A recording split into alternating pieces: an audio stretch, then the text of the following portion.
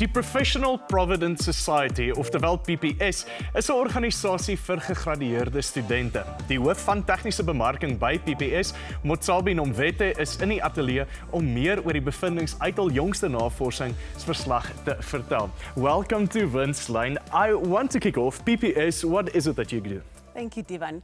PPS, like you correctly said, is a financial services company, and we've actually been in existence for 80 years. And our exclusive market, we do cater especially for graduate professionals. And people often ask, what does that really mean? And what we look for is for graduates, so people obviously who've been through university, and we look at least an honors level or higher qualification. So our target market, typical target market is your doctors, your lawyers, engineers, people with post-grad marketing degrees, communication, etc. So that's the market that we focus on exclusively, and we provide financial solutions to them.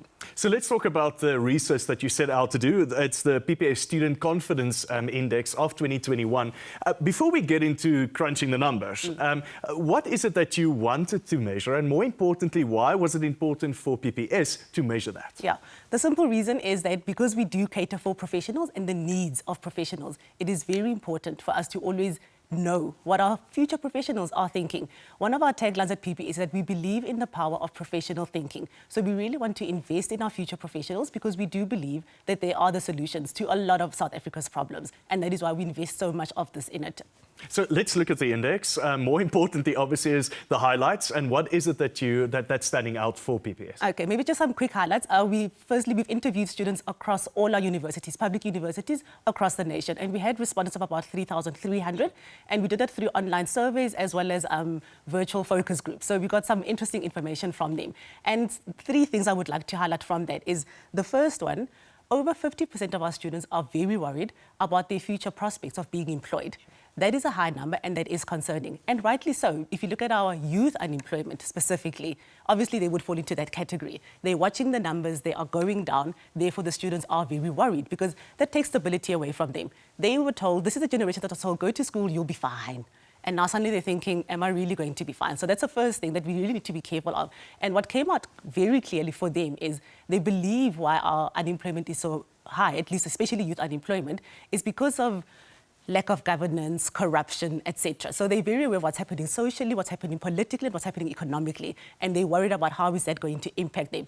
As a result of that, the next thing is they're looking at, well, if my future prospects in South Africa are not that clear, maybe I need to reconsider immigrating. And funnily enough, I mean, with the immigration stats now, we're finding more and more, this is no longer just a white person problem.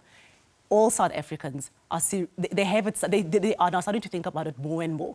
Look, having said that, I also it's not all doom and gloom. Some of the students say, you know what, I'm young, I'm free, I'm innocent, there are opportunities out there for me, I want to go explore them, wherever in the world they are. So it's not always a case of quitting South Africa. Sometimes it really is just a question of, I want to get international experience. And some of them do want to come back home.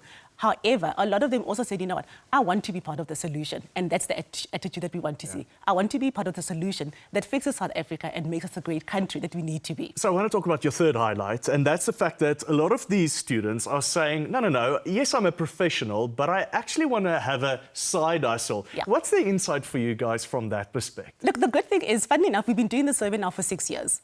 And yeah, 2015 when we did this, nobody was interested in entrepreneurship. It was, I need stability of a regular income. Now that has changed completely. They've completely flipped up on its head. And they're saying that, you know what, yes, employment is important because it does bring in stability, experience, exposure, and all of that. But they're also saying, you know what, I'm more than just a job. I'm more than just a specific profession. I want to explore other avenues. And also importantly is the impact that COVID has had on their thinking. They now realize that I cannot rely on one source of income anymore. I need multiple streams of income. I need to explore different things, and they want that flexibility. So that's a good thing in that they are now starting to think that because we've been asking for it for so long and they were just not interested. So it's a good thing. So now the next question is, how do we support them? Now that they are looking at entrepreneurship, how do employers and companies and government and institutions support that? Are we doing enough to teach entrepreneurial skills in university? And forget university, we should actually be starting a whole lot younger. I mean, a simple thing, other stuff that we surveyed is the financial wellness and just literacy even. And it's quite scary. So you get good qualified medical doctors who have no clue how to start their little Practice. GP practice. Yeah. And that's important. And then we need to grow that. So we also need to look at it from how do we support them, from funding to marketing to accounting and everything in between. Briefly, if I'm an entrepreneur out there and my business is growing, I need to employ some young people. How should I look at my business, and more specifically these guys, how should I look at them differently? Look, I think the first thing is we need to understand that this thing of employing people forever and a day, those days are gone. So we need to be flexible, we need to be supportive, we need to encourage entrepreneurship. So within the company, when we hire people, we need to advise them and inform and support them to explore different ideas, come up with ideas, help them to network, build those networks, and when it's time for them to go, we need to release them. We cannot be holding on to this loyalty.